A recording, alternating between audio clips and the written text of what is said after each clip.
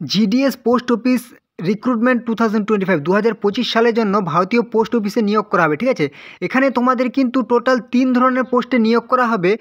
BPM branch post master, ABPM assistant branch post master এবং ডাক সেবক, এই 3 ধরনের পোস্টে নিয়োগ করা হবে। টোটাল ভ্যাকেন্সি হচ্ছে 37,500 কিন্তু ভ্যাকেন্সি।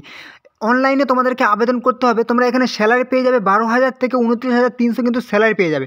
তোমাদের এখানে বয়স হতে হবে 18 থেকে 40 বছর বয়স হতে হবে এবং এসসি এসটি 5 বছর ছাড় পেয়ে যাবে এবং ওবিসি হচ্ছে 3 বছর ছাড় পেয়ে যাবে। এখানে তোমাদের অ্যাপ্লিকেশন ফি হচ্ছে জেনারেল এবং ওবিসি হচ্ছে 100 টাকা করে লাগবে এবং এসসি এসটি পিডাব্লিউডি নীল মানে 1 টাকাও তোমাদের অ্যাপ্লিকেশন ফি লাগবে না। তোমাদের এখানে অনলাইনে ফিস পেমেন্ট করতে হবে জেনারেল এবং ওবিসিদের জন্য এবং তোমাদের এখানে যোগ্যতা শুধুমাত্র মাধ্যমিক পাস হতে হবে।